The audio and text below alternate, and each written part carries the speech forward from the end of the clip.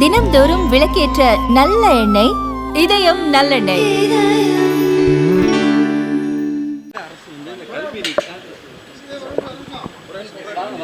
மாநிலத்தில் பார்த்துருப்பீங்க. கல்வி நிதி விஷயத்தில் வந்து அரசியல் செய்கிறது அப்படின்னு சொல்லிட்டு மத்திய அமைச்சர் ஃபோன் அடித்து எடுக்கலை. எந்த விஷயத்தில்?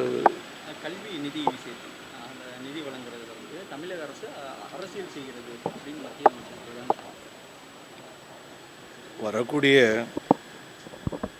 2026 சட்டமன்ற தேர்தலை சந்திப்பதற்கு திராவிட முன்னேற்ற கழகம் அச்சப்பட்டு கொண்டிருக்கின்றது. இதில் ஏதாவது காரணங்கள் அவர்களுக்கு தேவைப்படுகிறது. எதை சொன்னால் பித்தந்தெளியன்னு சொல்கிறது போல்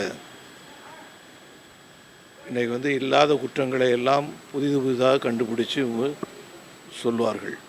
எங்களை பொறுத்த வரைக்கும் மத்திய அரசாங்கத்தினுடைய நிதி எவ்வளோ அதிகமாக பெற முடியுமோ அது அவ்வளோ பெற்று தமிழகத்தினுடைய அடித்தட்டு மக்களுக்கு வரைக்கும் அதை கொண்டு போய் சேர்க்கணுங்கிற என்னுடைய விருப்பம். இவங்க இப்போ சொல்கிறாங்கள கல்வி நிதி, 207 பள்ளிக்கூடங்கள் மூடப்பட்டிருக்கின்றன இந்த 4.5 வருஷத்தில். இது என்ன மத்திய அரசாங்கமாக மூடிச்சுது? இந்த பள்ளிக்கூடங்கள் மூடுவதற்கு என்ன காரணம்? திராவிட முன்னேற்ற கழக அரசாங்கம் ஒரு காலத்தில் பள்ளிக்கூடங்கள், ஆயிரக்கணக்கான பள்ளிக்கூடங்கள், பெருந்தலைவர் காமராஜருடைய காலத்தில் திறக்கப்பட்ட பள்ளிக்கூடங்கள், இலவச கல்வி இதெல்லாம் இருந்தது. இன்றைக்கி ஒரு அரசு பள்ளிக்கூடம் மூடப்படுகிறது என்று சொன்னால் அங்கு பயில்வதற்கு வரக்கூடிய மாணவர்களுக்கு கிடைக்கக்கூடிய இலவச கல்வி இல்லாமலாக்கப்படுகிறது. ஆகையினால தமிழக அரசாங்கம் அரசு பள்ளிக்கூடங்களை தனியார் பள்ளிக்கூடங்களை விட சிறந்த பள்ளிக்கூடங்களாக தரம் உயர்த்தக்கூடிய பணிகளை செய்ய வேண்டும். அது செய்யாமல் நீங்கள் என்ன சொன்னாலும் கூட இந்த தமிழக மக்களுக்கு, மாணவர்களுக்கு நீங்கள் செய்யக்கூடிய துரோகம் என்றுதான் பொருளாக முடியும். ஜிஎஸ்டி வரி நாளையிலேருந்து குறைகிறது அமலுக்கு வருது. நாளை கழிச்சு நாடாளுமன்ற உறுப்பினருடன், அதாவது தமிழ்நாடு நாடாளுமன்ற உறுப்பினருடன் ஸ்டாலின் இது வச்சிருக்காரு, கூட்டம் வச்சிருக்காரு. இது எப்படி பாருங்க?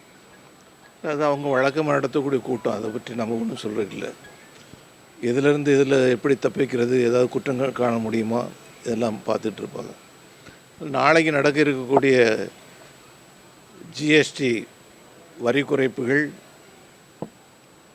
சரித்திரத்தில் பொன்னெழுத்துக்களால் பொறிக்கப்படக்கூடிய அளவுக்கு முக்கியத்துவம் வாய்ந்ததாக நான் கருதுகின்றேன். தொடர்ந்து ஓரணியில் தமிழ்நாடு அப்படின்னு சொல்லிட்டு தொடர்ந்து மத்திய அரசை எதிர்த்தே பல்வேறு உறுதிமொழிகள் ஏற்பு இந்த மாதிரி கூட்டங்கள்லாம் திமுக தொடர்ந்து செஞ்சுக்கிட்டே வராங்க.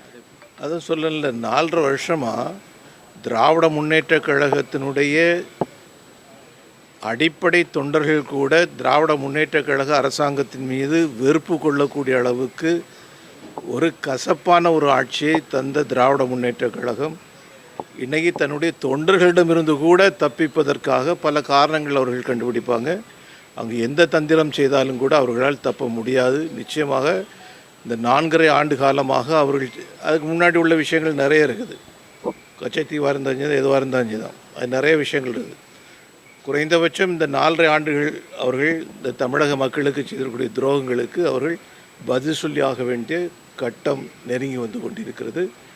அதில் திமுகவை எதிர்க்கக்கூடிய முதல் நிலையில் திராவிட முன்னேற்ற கழகத்தினுடைய தொண்டர்கள் இருப்பார்கள் என்பதில் எந்த சந்தேகமும் வேண்டாம்.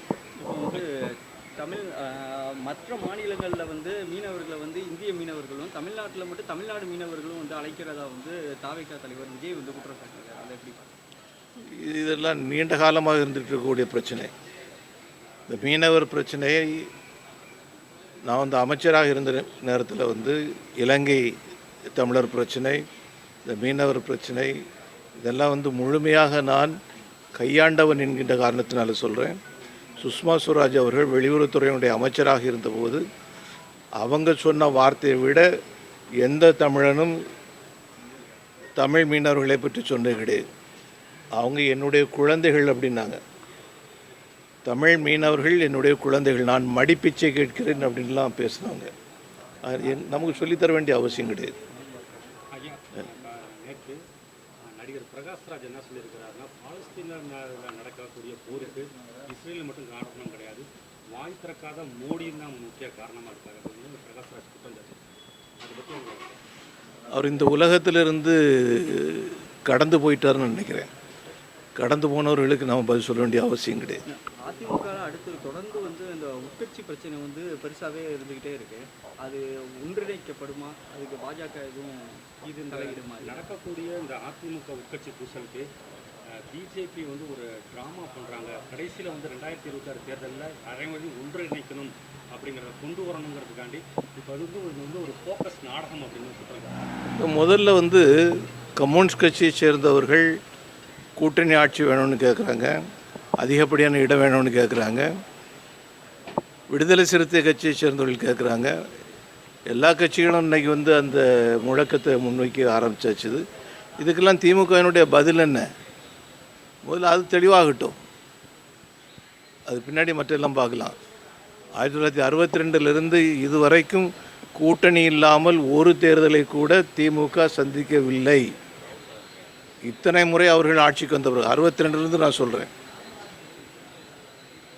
இன்றைக்கு வரைக்கும் அவர்கள் கூட்டணி இல்லாமல் சந்திச்சது கிடையாது. இப்போவும் கூட ஒரு சவாலாகவே ஏற்றுக்கொள்வோம். தமிழகத்தில் இருக்கக்கூடிய எல்லா கட்சிகளும் கூட்டணி இல்லாமல் தேர்தலை சந்திப்பதற்கு தயாராக இருந்தால் நாமும் தயாராக இருக்கிறோம். ஆட்சி அதிகாரத்தில் பங்கு அப்படிங்கிறதுல பாஜகவோட நிலைப்பாடு எப்படி? எங்களுடைய அகில இந்திய தலைவர் உள்துறை அமைச்சர் மிக தெளிவாக விஷயங்களை சொல்லியிருக்கிறார். அதுக்கு மேலே நான் வந்து எதுவும் சொல்கிறேன். ஐயா, அதேமாரி வந்து கூட்டணியில் வந்து என்டிஏ கூட்டணியில் முதல்வர் கேண்டிடேட் வந்து எடப்பாடி பழனிசாமி கிடையாது அப்படின்னு அமித்ஷா சொல்லியிருக்காங்கன்னு டிடிவி தினகரன் இன்றைக்கு வரைக்கும் வந்து சொல்லியிருக்கிறாங்க. இதில் நாம் வந்து பெருசாக எடுக்க வேண்டிய அவசியம் கிடையாது. எல்லா விஷயங்களும் பேசப்பட்டிருக்குது. எல்லோருக்கும் தெரிஞ்ச ஒரு விஷயம், டிசம்பர் வரைக்கும் இப்படி தான் இருக்கும் காலம். டிசம்பர் முடிஞ்ச பின்னாடி எல்லாம் சரியாகும்.